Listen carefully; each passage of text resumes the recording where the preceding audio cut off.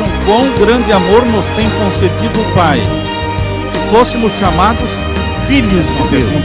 E eu e você temos que responder para nós mesmos: o que farei de Jesus? Chamado livro de Testemunhos, volume 9, página 189, diz assim: se nos humilhássemos perante o Senhor e fôssemos bondosos, o mexeriqueiro descobre o segredo. Deus dá e Deus cobra, mas Deus não cobra nada que Ele não deu antes.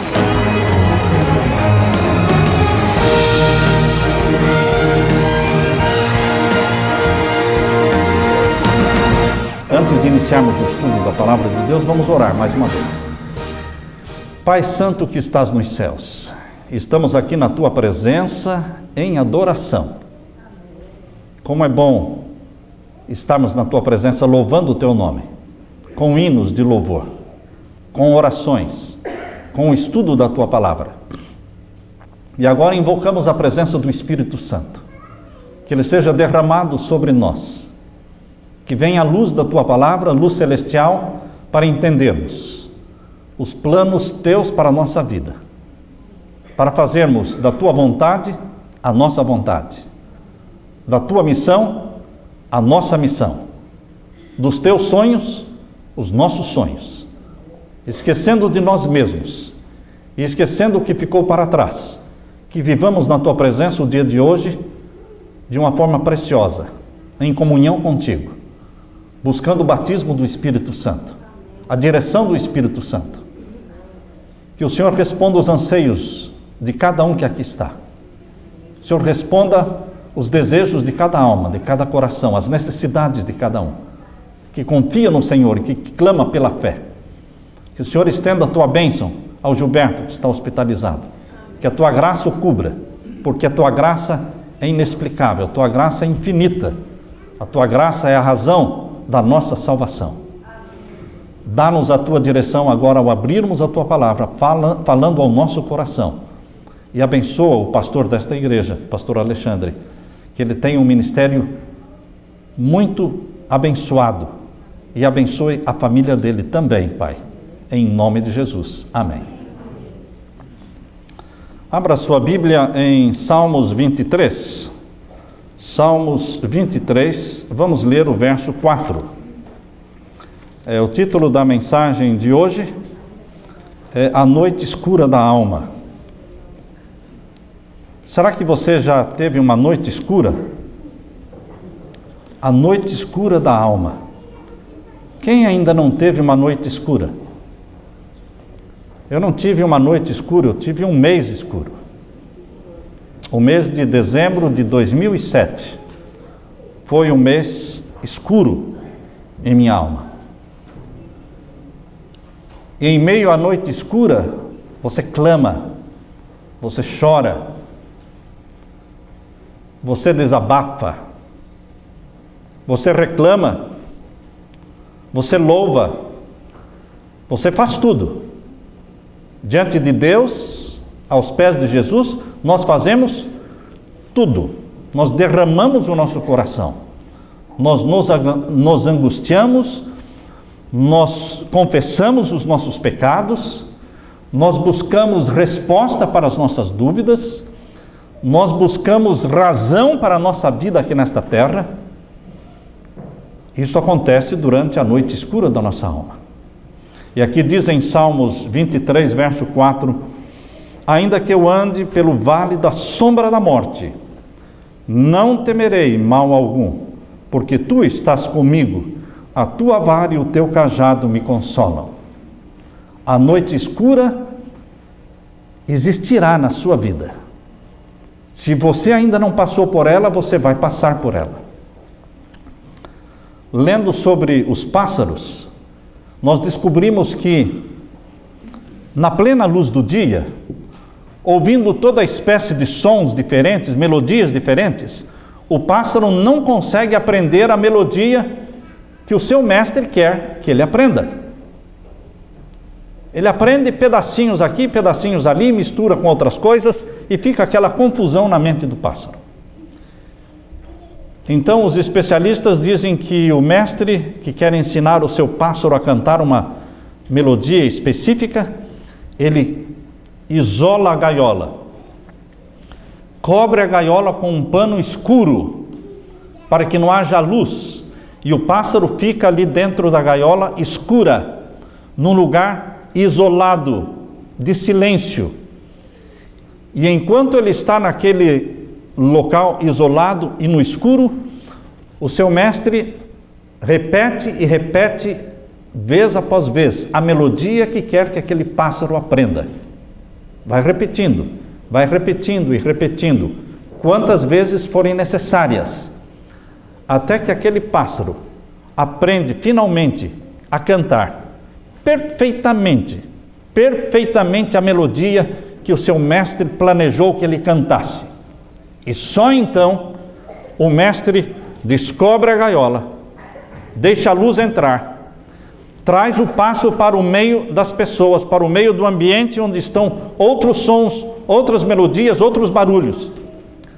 Mas agora, aquela melodia está gravada para sempre no cérebro daquele pássaro. Ele nunca mais vai esquecer aquela melodia, e ele a canta perfeitamente. Eu estava lendo sobre o que eles fazem com o pássaro, e eu pensei naquilo que Deus faz comigo, aquilo que Deus faz com você. Deus nos leva para uma noite escura, Deus nos aprisiona, e Deus nos isola dos barulhos e das vozes, das atrações, da televisão, da internet, e Deus nos conserva no vale escuro. Muitos chamam este vale escuro de o vale da sombra da morte. Por isso que o salmista diz: ainda que eu ande pelo vale da sombra da morte. Porque Davi andou pelo vale da sombra da morte. Não foi um dia, nem uma semana, nem um mês. Por anos e anos seguidos, ele viveu como fugitivo de caverna em caverna. E o salmista, ele diz nos Salmos: eu sou como um pássaro solitário. Ninguém cuida de mim. Davi vivia de caverna em caverna, tendo um inimigo a persegui-lo, tentando tirar-lhe a vida. E pássaro aprende na noite escura. Os filhos de Deus aprendem na noite escura. Não tem, queridos irmãos, como aprender diferente. Jesus teve a sua noite escura. Jesus passou pelo vale da sombra e da morte. Eu quero que você leia em Filipenses capítulo 1, verso 21. Essa é a melodia que Jesus quer que você aprenda. E enquanto você não aprender esta melodia, Ele vai continuar conduzindo os seus pés pelo vale escuro da sombra e da morte, até que esta música fique plenamente gravada na sua mente, e você consiga cantar esta música. E a letra desta música, para não ser difícil de aprender, é bem curtinha. Veja como Deus fez uma música com uma letra bem curta, a melodia que você tem que aprender durante a noite escura da alma. Filipenses 1, 21. Porque para mim o viver é Cristo, e o morrer é lucro. Paulo aprendeu esta música. Paulo aprendeu esta melodia. E durante todos os anos da vida de Paulo, ele continuou repetindo, dia e noite. Ele repetia: para mim o viver é Cristo. Diante de César, diante da condenação, diante dos seus acusadores, Paulo sempre estava repetindo: para mim o viver é Cristo, e o morrer é lucro. Se eu morrer hoje, eu lucro. Se eu morrer amanhã, eu lucro. E se eu viver, para mim a vida é Cristo. Para mim, dizia Paulo, a vida não é família, porque nem família ele tinha. Perdeu a família. A vida de Paulo não estava voltada para dinheiro, porque ele não tinha dinheiro. Não tinha status. Não tinha posições. Paulo não tinha nada. Paulo só tinha Jesus. Mas quem tem Jesus tem tudo. que eu preciso mais, além de Jesus? Jesus é o meu médico. Quando me aposentei, em julho do ano passado, 2013, aliás, já estamos em 2015, então, em 2013, no mês de julho, aposentamos lá em Boston. Aquela apreensão, como é que vai ser? Aposentadoria? Mínima, não é? Mínima. Não vou falar porque senão vão pensar que eu estou pedindo dinheiro, né? De tão pouquinho que é, então não vou falar nada. Mas, queridos, eu perguntei e falei com a minha esposa, como é que vai ser? Nós vamos ter que aprender a viver pela fé. E, queridos, Deus vai nos conduzindo pelos vales escuros, mas Ele nunca se esquece de nós. Deus não tira a mão de sobre nós. Deus não tira os olhos que estão sobre você. Hoje mesmo de manhã, na minha adoração, eu cantei: Deus sabe, Deus vê e Deus ouve. Foi a primeira música que eu cantei hoje de manhã. Deus tudo sabe, tudo vê, tudo ouve. Nada escapa aos olhos de Deus. Nenhuma lágrima rola dos seus olhos sem que Jesus veja. Ele chora com você. Aquele que disse que nós temos que aprender a chorar com os que choram e se alegrar com os que se alegram, esse mesmo Jesus chora quando você chora e se alegra quando você se alegra. Esse é Jesus. Por que eu preciso de um outro Jesus? Por que eu estaria procurando um outro Deus? Ele é pão, Ele é água, Ele é casa. Ele me deu uma casa, Ele me deu um carro, Ele me dá o pão de cada dia, Ele me dá saúde. Com 63 anos, nunca bebi nenhum remédio, nada de medicina. Jesus tem sido meu médico, tem me dado a saúde. Jesus é o protetor da minha casa quando eu viajo. Não preciso gastar dinheiro com segurança, porque Ele é a segurança. Ele tem muitos anjos que Ele pode mandar para lá e cuidarem da minha casa. Queridos, é muito lucro ter Jesus. É muito lucro. Você não imagina. E a paz? E a paz interior? A paz de espírito? E o destemor que Ele coloca em você? Ele tira o medo. Ele elimina a palavra medo da sua boca. Eu estou com medo do que vai acontecer. Não existe mais a palavra medo no seu vocabulário, porque o amor de Deus expulsa o medo. Não é isso que diz lá em 1 João? O amor de Deus expulsa o medo.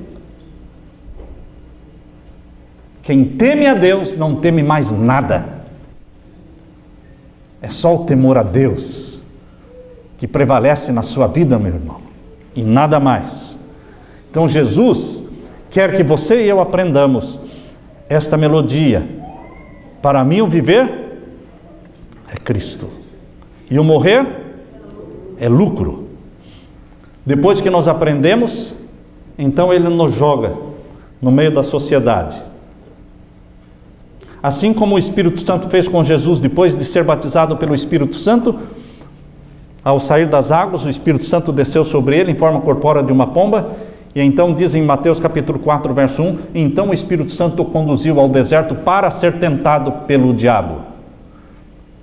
Depois que o Mestre Jesus nos ensina a cantar a melodia, para mim o viver é Cristo, o morrer é lucro.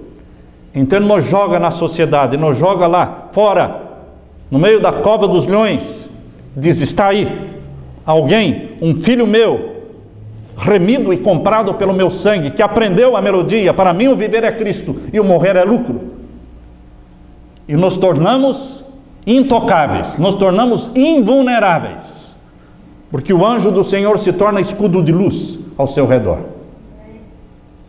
guiados pelo Espírito Santo.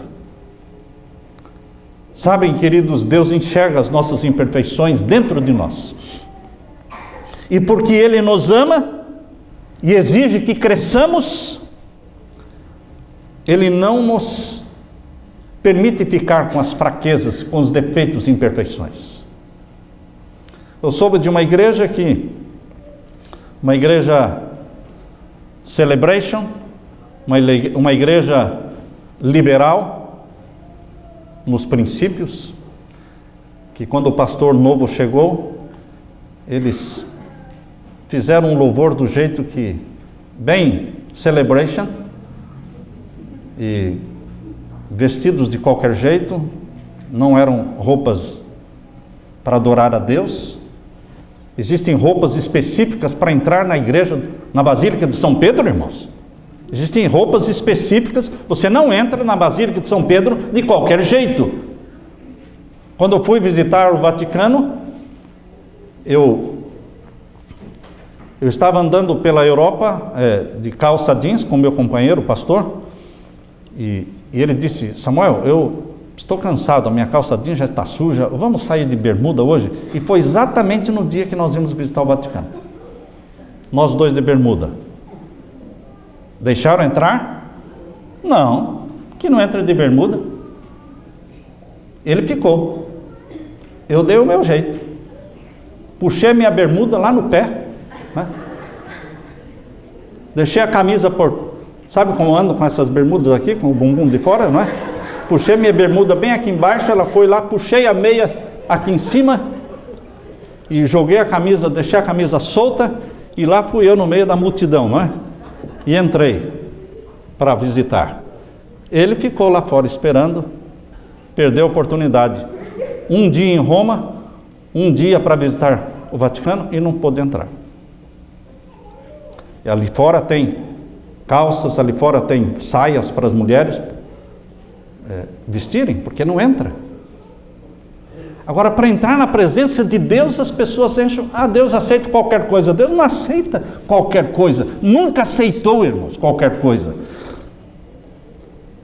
Mas Deus aceita o melhor que eu faço. Deus também não aceita o melhor que você faz. Deus não aceita qualquer coisa e Deus não aceita o melhor que você faz. Deus aceita o que Ele pediu, ponto final. E Ele não negocia. Lembram-se de Caim? Caim ofereceu o pior ou o melhor que ele tinha? O melhor. Mas por que Deus não aceitou? Se era a melhor das intenções de Caim, o melhor dos frutos, e por que Deus não aceitou? Porque não era o que Deus pediu. Muitos estão enganados, pensando: eu estou fazendo o meu melhor, Deus vai aceitar. Não, não é o melhor, é o que Ele pediu. Ele é específico. Então, queridos, quando o pastor chegou, eles disseram: nós somos assim, pastor, e nós queremos que o senhor nos aceite como nós somos. E esse meu amigo de ministério, ele é muito correto, ele é muito pelos princípios da palavra de Deus. Foi um choque. Não sei o que vai acontecer. A história ainda está para ser escrita. Mas, queridos, eles disseram: Deus nos aceita como estamos. É verdade, irmãos. Deus nos aceita como estamos. Essa é a primeira metade da história. Mas a segunda metade da história é que Deus não nos deixa como estamos. Aceitar como estamos? Tudo bem. Do jeito que você vier, Deus aceita qualquer um, do jeito que estiver. Mas Ele não nos deixa como estamos. É igual a esposa, não é? Esposa é assim também. Ela aceita você do jeito que você está, mas não vai deixar do jeito que você está. Ele vai mudar a sua camisa, vai mudar o seu penteado, vai mudar tudo. Mas você disse que me aceitava como eu estava. Lógico que eu aceitei. Quem disse que eu não aceitei você como estava? Mas eu não deixo você como está. É o que Deus faz. Ele sempre está tentando nos tornar parecidos com Jesus. Parecidos com Jesus. até o ponto que você seja confundido com Jesus. Porque para mim o viver é Cristo e o morrer é lucro. Então, o amor de Deus não se agrada em nos deixar com as nossas fraquezas, não. Esse temperamento ruim que você tem, esse de estupim curto, outros que não tem nem estupim, nem pavio. Deus não vai, Deus aceita você assim, mas Deus não deixa você assim, porque Ele tem um temperamento para dar para você que é o de Jesus. Então você vai parar de falar, eu sou assim, eu nasci assim, vou morrer assim. Como morrer assim? E o temperamento de Jesus? E a mente de Jesus? E todo esse padrão, essa matéria celestial que o Espírito Santo tem para comunicar para você, para implantar em você. Então, para que serve o Espírito Santo? Para que serve a mente de Cristo? O amor de Deus não se agrada em nos deixar nas nossas fraquezas. E por essa razão Ele permite a noite escura na nossa alma. E na noite escura a gente chora muito. Eu não tenho vergonha de dizer, eu choro muito. Hoje já chorei. Hoje já chorei. Não choro na frente das pessoas, não choro, choro sozinho, eu e Jesus. Choro de alegria, choro de emoção, choro quando vou cantar os hinos de louvor a Deus, eu e Jesus. Como é bom você ter comunhão com Jesus, irmãos. Nas horas caladas, quando o sol ainda não nasceu. Quando o sol ainda não nasceu, você sozinho no escuro, ajoelhado aos pés de Jesus. É só isso que vale, irmãos. É só isso que vale. O resto é resto. Quando você dá prioridade para estas horas aos pés de Jesus, Deus cuida das outras partes da sua vida. Deus cuida da sua esposa, cuida dos seus filhos. Você, pai, tem que se consagrar a Jesus. Mas o meu filho está mal, o meu filho está ruim, meu filho está revoltado, meu filho está drogado. Pare de pensar no filho. Pense em Jesus, por favor. Consagre-se a Jesus. Porque Jesus só vai abençoar o seu filho quando você se consagrar a Ele. Deus abençoou Isaac por amor a Abraão. Deus abençoou Jacó por amor a Isaac. Deus abençoou José por amor a Jacó. E assim vai. Você quer uma bênção para o seu filho? Então consagre-se. Não é consagrar o filho a Jesus. Você se consagra a Jesus. E Deus cuida do que é seu. Você tem... Esta semana, quando eu falei isso para uma esposa, eu disse, arranque de casa tudo que não é de Deus. Arranque. Tudo que é da Disney, tudo que é DVD, tudo que é filme. Mesmo que, mas eu não assisto, mas está lá dentro. Arranca, joga fora. Bebida alcoólica, mas tem vinho lá, tal. Joga fora. Não, mas joga fora. Você quer uma bênção para o seu filho? Quero. Então você se consagra a Deus. E a bênção vem.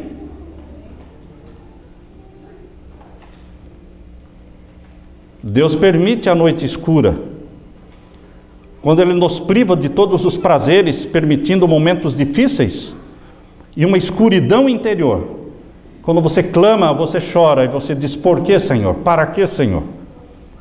Desta forma, Deus consegue arrancar de dentro de nós todos os vícios e substituí-los por virtudes. Através da noite escura da alma, o orgulho se transforma em humildade, a avareza em simplicidade, a ira em felicidade, o luxo se torna paz, a glutonaria se torna moderação, a inveja se torna alegria e a indolência se transforma em força. Nunca nenhuma alma crescerá profundamente na vida espiritual, a menos que Deus trabalhe nela através da noite escura da alma. Foi assim com Jesus. Deus meu, por que me desamparaste? Noite escura, sentiu-se só, abandonado. Mas ele não estava só, mas ele se sentiu. É este o sentimento quando nós estamos atravessando a noite escura. Um dos melhores exemplos que a Bíblia nos dá, meus queridos, da maneira como Deus trabalha através da noite escura na alma, é a história do nosso querido profeta Elias. Aqui está um homem, Elias, que estava no pináculo do sucesso, todos os holofotes estavam voltados para ele, ele era o bam, ele era o profeta, que falava e a coisa acontecia. Ofereceu sacrifício e desceu fogo do céu, e ele matou 850, e não estou falando errado não é 400 nem 450, foram 850 profetas, 450 profetas de Baal, mais 400 profetas de Azera. Ele matou todos. Queridos, mas Elias, ele desceu do palco do sucesso, da fama, da vitória, e entrou num canal escuro do desespero e da solidão em um dia. Em um dia ele caiu do ponto mais alto de glória para o ponto mais baixo do desespero, ao ponto de pedir a morte. Quero a morte, Senhor, não quero mais viver. Veja como o nosso emocional, ele é instável, irmãos. Não. Você está instável porque você não tem Jesus. Elias não tinha Jesus, não? Queridos, nosso emocional é instável. Nós às vezes estamos chorando de alegria e de repente começamos a chorar de desespero. Nós somos instáveis, nós somos frágeis, nós somos fracos. Eu quero que você leia comigo agora 1 Reis capítulo 19, primeiro livro de Reis capítulo 19, verso 1 a 5. Primeiro livro de Reis capítulo 19, versos 1 a 5. Aqui lemos: E Acabe fez saber a Jezabel tudo quanto Elias havia feito, e como totalmente matara todos os profetas à espada. Esse todos foram 850. Então Jezabel mandou um mensageiro a Elias, a dizer-lhe: assim me façam os deuses, e outro tanto, se de certo amanhã, a estas horas, não puser a tua vida como a um deles. E o que aconteceu? Verso 3: O que vendo Elias, se levantou, e para escapar com vida, se foi, e veio a Berseba, que é de Judá, e deixou ali o seu moço. E ele se foi ao deserto, caminho de um dia, e veio e se assentou debaixo de um zimbro, e pediu em seu ânimo a morte, e disse: já basta, ó Senhor, toma agora a minha vida, pois não sou melhor que os meus pais. E deitou-se e dormiu debaixo de um zimbro. E eis que um anjo o tocou. Ele disse: levanta-te e come. Queridos, cheio de medo de uma mulher, o profeta mais corajoso da Bíblia, Elias, fugiu de uma mulher. Uma mulher irada, determinada, fique longe dela.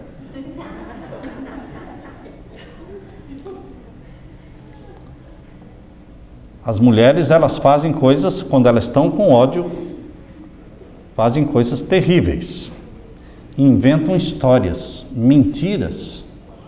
Eu conheço pessoas que estão na cadeia por mentira da mulher. Mentira. Elias correu 112 quilômetros até Berseba, e ali se abrigou debaixo de um arbusto quase sem folhas. E exausto, ele orou, dizendo: basta, ó Senhor, toma agora a minha vida, pois não sou melhor do que os meus pais. Elias pediu para morrer. Às vezes as pessoas se assustam quando alguém diz: olha, eu estou pensando na morte.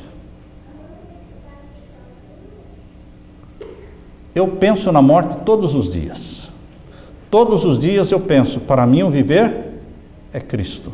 E o morrer pode ser hoje. Pode ser hoje o dia da minha morte. Mas se eu morrer, o meu morrer é lucro. Há pessoas que não querem nem falar a palavra morte. Senhor, tem misericórdia de nós. Essa reação de Elias é muito comum. Primeiro que ele estava cansado, desanimado, sentindo-se fracassado, ele expressou um sentimento de autopiedade e autodestrutivo. Nunca subestime o cansaço. Há pessoas que trabalham dia e noite. Deus fez o ser humano para trabalhar 8 horas por dia. Se você trabalha mais do que 8 horas por dia, já está trabalhando demais. 8 horas por dia, com direito a um break para o almoço. Entendeu? 8 horas por dia com direito ao break para o almoço. Deus não fez a gente para trabalhar muito. O povo de Deus não trabalha muito. O povo de Deus não trabalha muito. Porque sexta-feira, depois do almoço, ele já parou. Porque Deus quer que seja assim. Deus não quer um povo cansado. Deus quer um povo descansado, sereno, tranquilo, sensível à voz de Deus, que não viva de correria, essa louca correria, louca que o mundo tem. Então, queridos, o povo de Deus trabalha 8 horas por dia, dorme 8 horas por dia, e tem 8 horas por dia para ler a Bíblia, para passear com a família, para fazer exercício físico, para curtir a vida. 8 horas por dia, não é bastante, irmãos? Não é bastante? 8 horas por dia só para fazer culto com a família, para fazer o seu culto pessoal, para caminhar com a esposa, para ir andar aí na beira-mar. Deus quer qualidade de vida para o seu povo, mas o povo está correndo atrás de dinheiro, de fazer crescer a poupança, guardar mais, economizar mais, vegetar, comer mal, dormir mal, para guardar mais dinheiro. Para quê? Para o futuro. Mas você não tem o futuro. Você só tem o dia de hoje. E você tem que viver o dia de hoje de forma plena, usando-o da forma como Deus quer que você use. E as pessoas fazem decisões erradas por causa do cansaço. Quem está cansado deve dormir e não fazer decisão nenhuma. Não tome decisões, não fale nada, fique quieto quando você está cansado, porque você está alterado. Você fala coisa e faz coisas que não faria e não falaria se estivesse descansado. À noite os problemas crescem. À noite, na escuridão, os problemas se agigantam. E depois, quando amanhece o dia, vem o sol, parece que sumiu. À noite, o mal tem mais poder para assustar, para complicar mais os relacionamentos. Tem que conversar, marido e mulher, tem que conversar, mas não é na hora de deitar na hora da cama, não. Não é ali que tem que conversar. Os dois cansados, os dois precisando dormir, e agora vão conversar, e vão até meia-noite, até 1h da manhã, e aí, agora vamos dormir. Agora eu não durmo. Como é que eu vou dormir? Depois de ter conversado um assunto desagradável, eu não durmo. A única solução é levantar e ler, fazer alguma coisa. Eu disse para a Leila, minha esposa, não venha conversar nada de desagradável comigo na hora de eu dormir, porque aí eu não durmo. Se eu deito e digo, boa noite, querida, durma bem, eu não ouço a resposta, pronto. Ah, Senhor. Não, eu estou bem. Não, não está bem, você não respondeu. Então, eu já perdi o sono, pronto. Eu já vou levantar, vou ler. E aí, queridos, nós temos que ter tempo para conversar antes. Deus deu 8 horas para trabalhar, né, irmãos? 8 horas para dormir. Dormir cedo para levantar cedo. E 8 horas para todas as atividades esportivas, espirituais, familiares. Mas as pessoas trabalham demais. E depois ficam estafados, estressados. e entram em depressão, porque a pessoa estressada, sem dormir, comendo mal, dormindo mal, ela vai entrar em depressão. O organismo dele está depauperado, o organismo dele está minado, a saúde está minada, a imunidade dele está zero. Este não é o plano de Deus. O plano de Deus é que você trabalhe 8 horas, descanse 8 horas e use 8 horas para as coisas espirituais e familiares e físicas, cuidar da saúde. Nesses momentos de depressão, aí não encontramos prazer em nada. Quando a pessoa entra em depressão, quando a pessoa entra nessa estafa, nesse estresse, ele não encontra mais prazer nem em Deus, irmãos. Aí piorou tudo. Não tem mais prazer em ler Bíblia. Eu conheço a história de um homem chamado J.N. Andrews. Eu não sei se vocês já ouviram falar de J.N. Andrews. Ele foi o primeiro missionário adventista na Europa. Ele foi um homem que conhecia a Bíblia, o Novo Testamento inteiro ele sabia decor. Ele não sabia um livro da Bíblia decor, o Mateus, o João, o Lucas. Ele sabia o Novo Testamento decor. Como? Não sei. Ele sabia decor. Foi o maior teólogo adventista. Se tornou presidente da Conferência Geral. Mas, queridos, esse homem, ele entrou numa depressão tão profunda, que chegou num ponto em que ele não queria mais ler Bíblia, nem dar estudos bíblicos, e ele então foi com a esposa para uma fazenda, a fazenda do sogro. Ele foi para a fazenda do sogro e ele ficou lá 2 anos trabalhando com a terra. Sem Bíblia, sem estudo bíblico, sem sermão, sem nada. Ele era um pastor. Mas ele ficou o quê? Esgotado. E depois de 2 anos trabalhando com a terra, recuperou o gosto pelo estudo da palavra de Deus. Voltou e se tornou presidente da Conferência Geral da Igreja Adventista.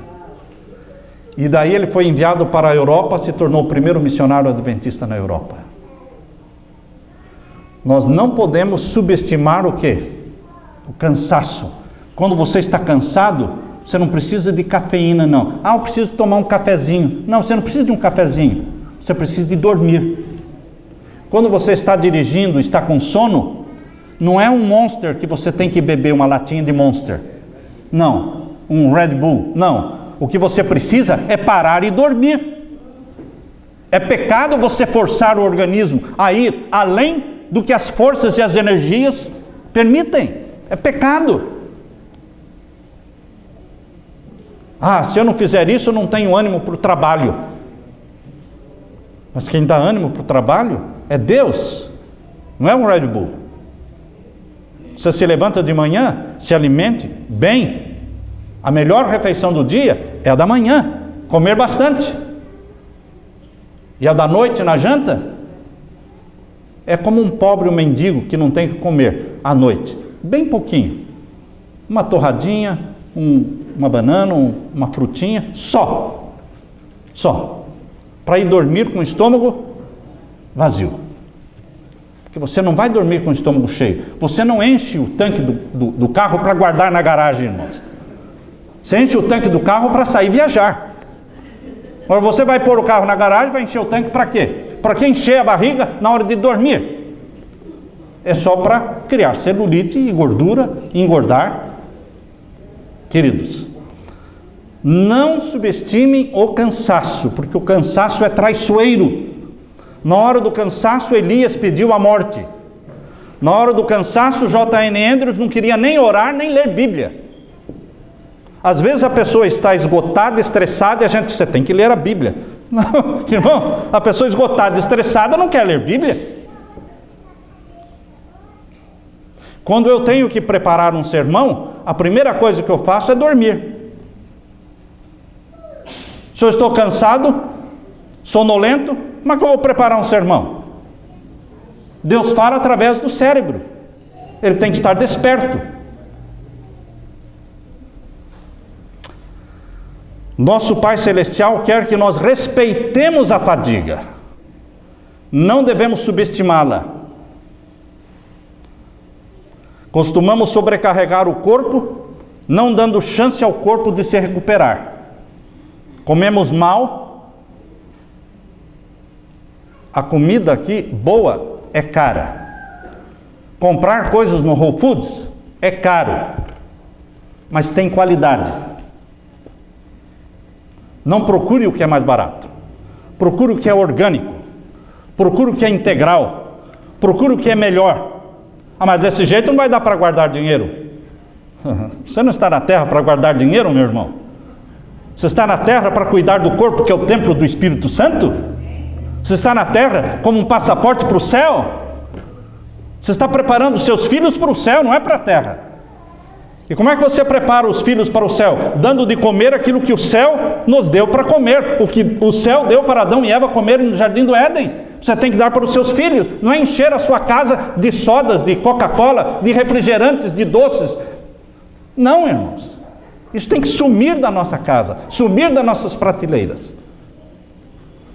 E colocar os filhos para dormirem cedo. Marido e mulher precisam de tempo para conversar. Que horas? Das 7 horas da noite em diante. Das 7 às 10, 3 horas para bater papo. E os filhos? Dormindo? 7 horas? Sim, senhor.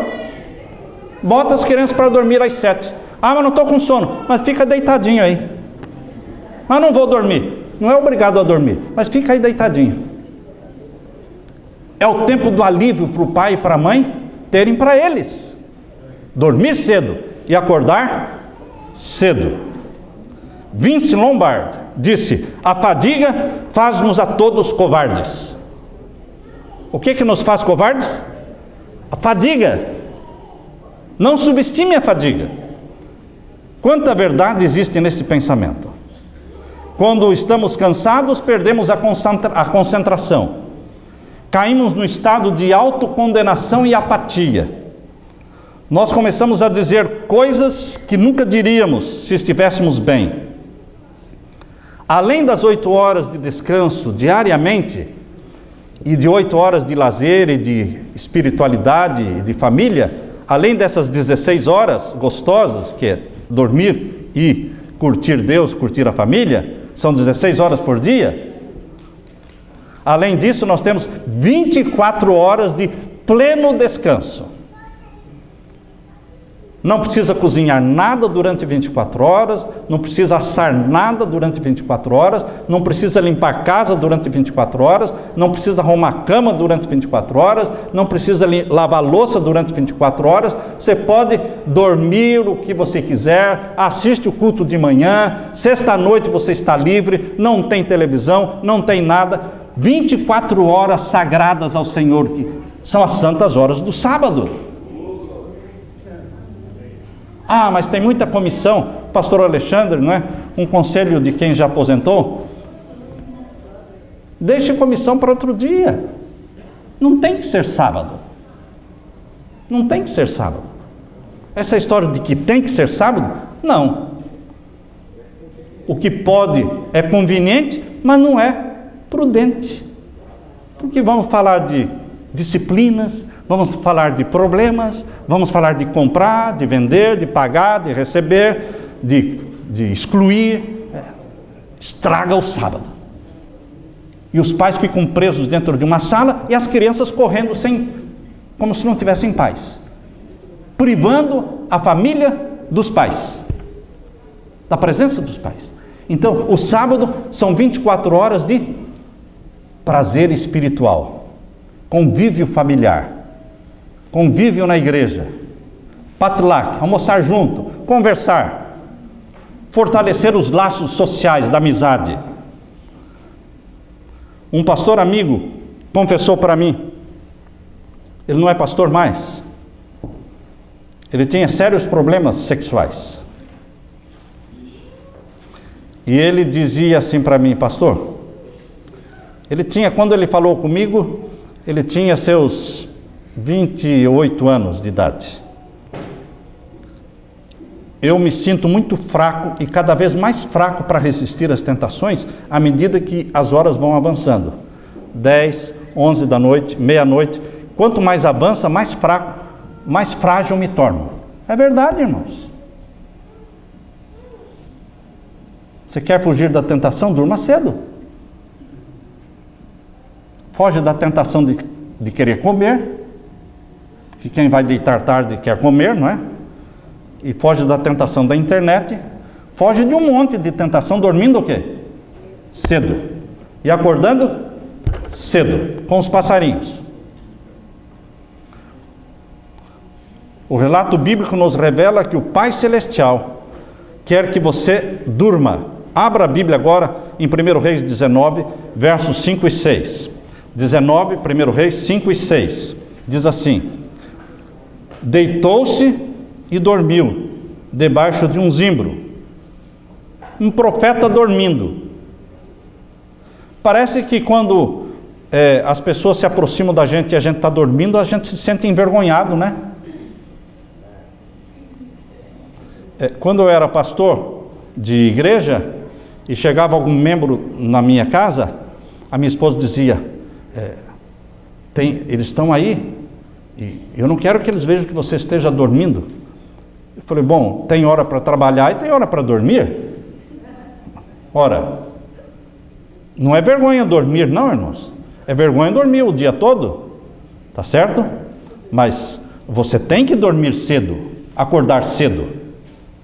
E quem dorme cedo e acorda cedo, quando chega lá pelas 10 da manhã, já está com sono de novo, né? Porque acordou 4:30 da manhã, já vai dar sono. Depois do almoço, tira uma soneca.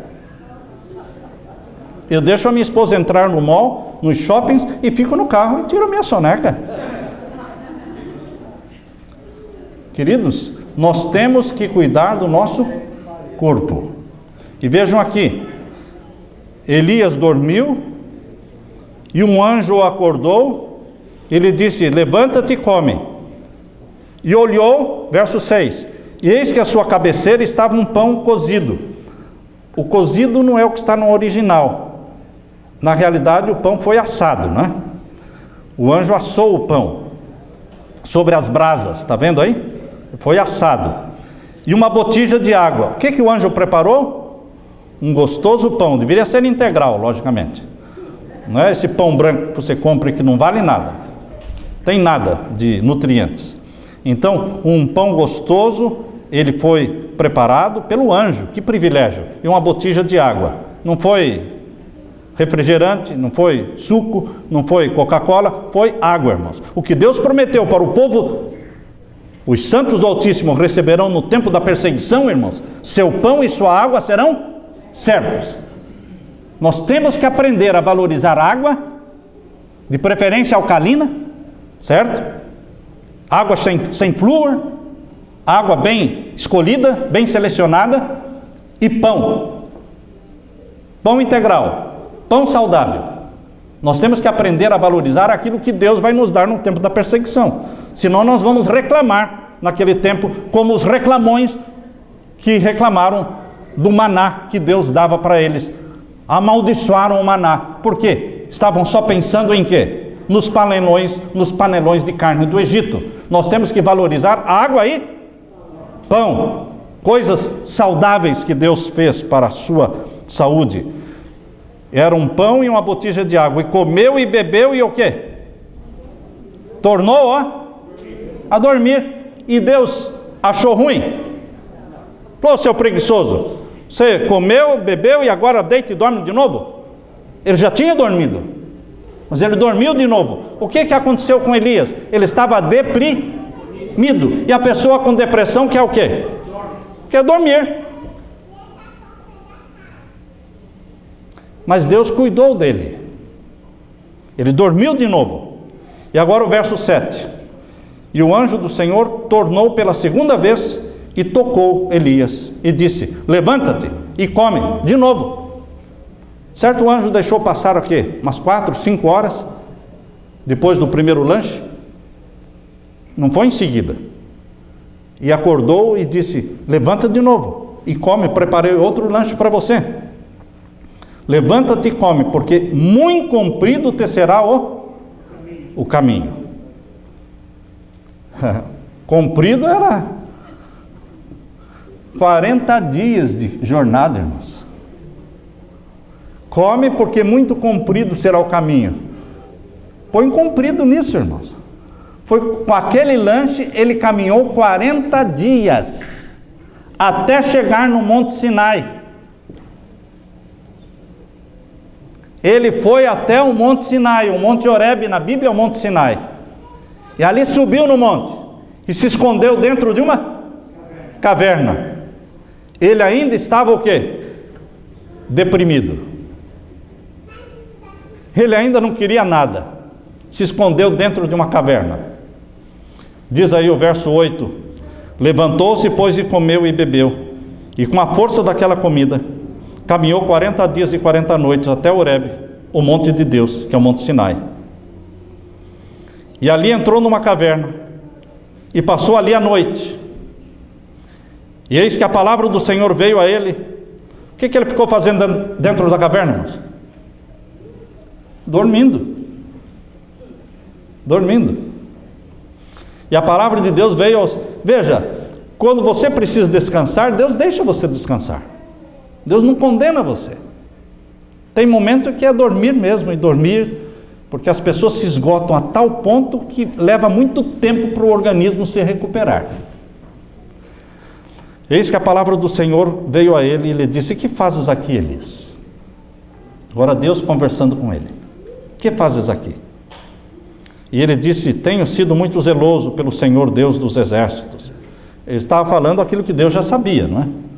Tenho sido muito zeloso pelo Senhor Deus dos exércitos, porque os filhos de Israel deixaram o teu concerto, derribaram os teus altares. Só estava falando a verdade, tudo era verdade. Mataram os teus profetas à espada, e eu fiquei só, e busco a minha vida para me atirarem.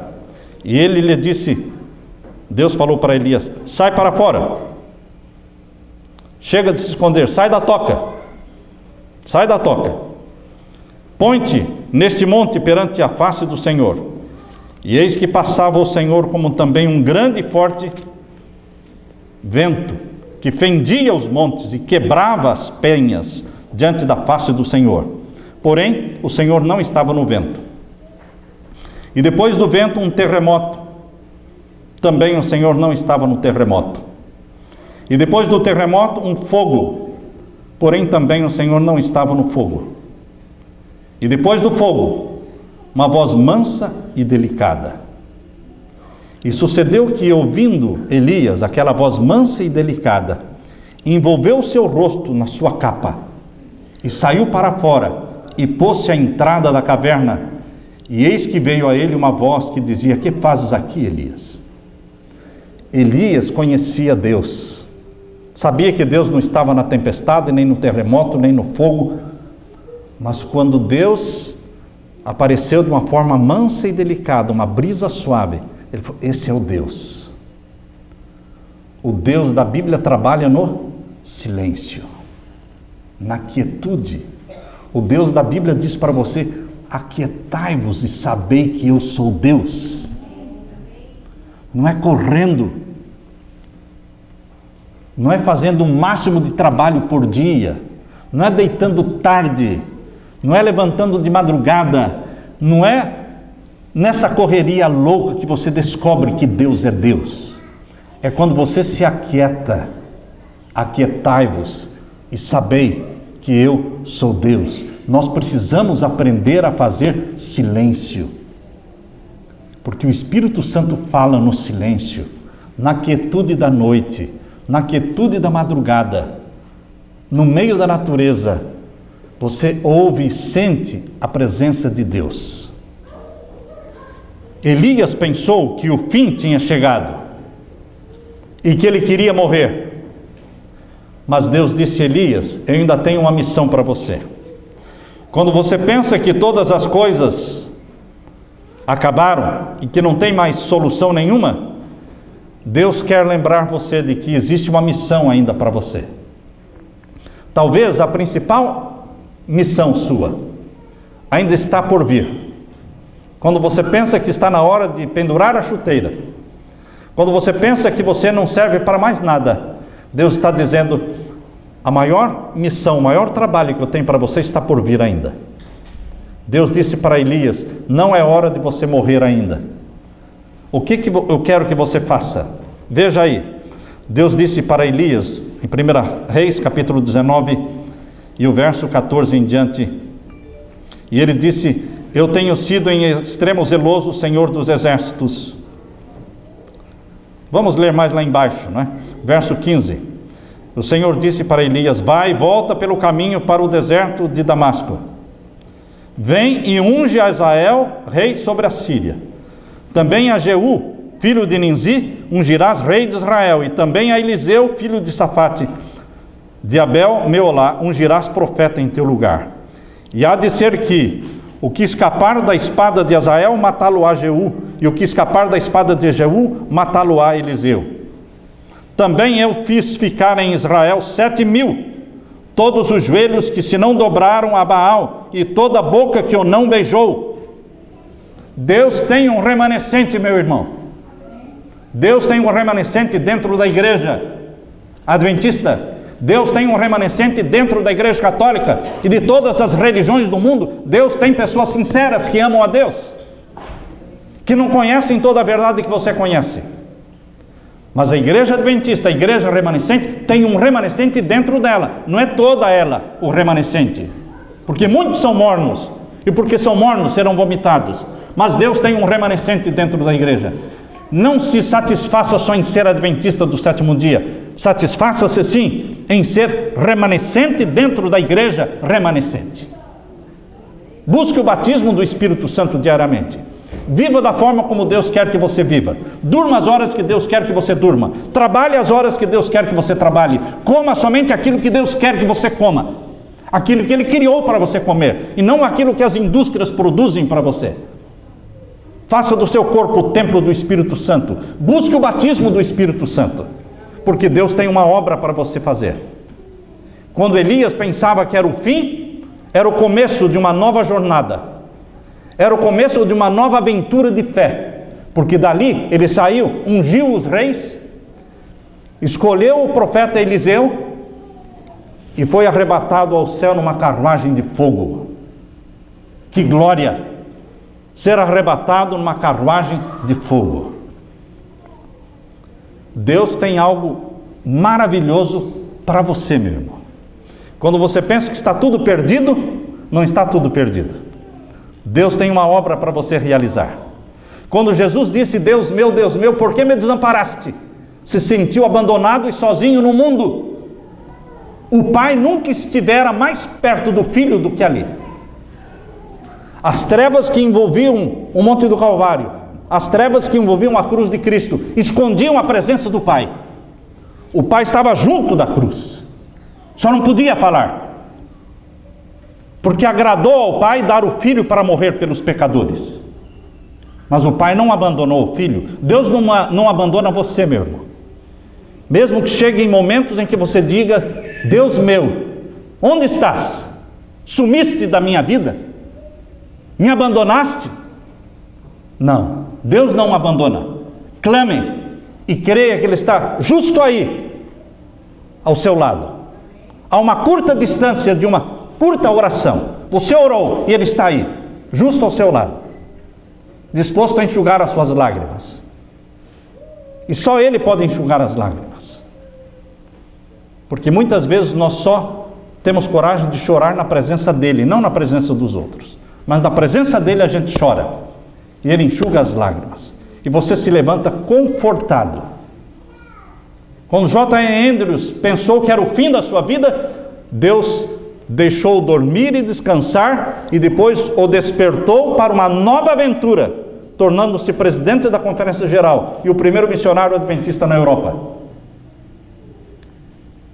A hora mais escura da sua vida pode ser simplesmente os prenúncios do raiar de um novo dia. Vocês já ouviram falar que a hora mais escura da noite não é meia-noite, 1 da manhã, 2 da manhã? A hora mais escura da noite é justo antes de raiar o dia, antes da alvorada. É a hora mais escura. Pode ser que a sua hora mais escura, a noite da sua alma, seja somente o prenúncio das maravilhas, dos prodígios, dos milagres e das mudanças que Deus quer fazer na sua vida, meu irmão. Não desista. Eu termino lendo para você, Isaías 43. Isaías 43, os versos 1 e 2. Deus está falando para você, meu irmão. Mas agora sim diz o Senhor, que te criou, ó Jacó, e que te formou, ó Israel. Não temas, o amor de Deus expulsa o medo. Não temas, porque eu te remi, chamei-te pelo teu nome, tu és meu. Quando passares pelas águas, estarei contigo. Quando pelos rios, eles não te submergirão. Quando passares pelo fogo, não te queimarás, nem a chama arderá em ti. Porque eu sou o Senhor teu Deus, o Santo de Israel, o teu Salvador. É um privilégio ter Deus, o Santo de Israel, como nosso Deus, nosso Salvador. Adore, curta a presença e adoração do Santo de Israel todas as madrugadas, todas as manhãs, antes do sol nascer. Levante-se, cante 5, 10, 15, 20, 30 minutos de louvor a Deus. Derrame o coração diante dele. Busque o poder do Espírito Santo para viver aquele dia na presença de Deus, uma vida plena em comunhão com Jesus.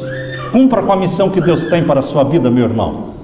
Levanta-te, saia da caverna, porque Deus tem uma obra para você fazer. Que o amor de Deus e que o brilho de Jesus brilhe na sua vida. Amém, irmãos? Que a graça do nosso Senhor Jesus esteja com você. Amém, irmãos?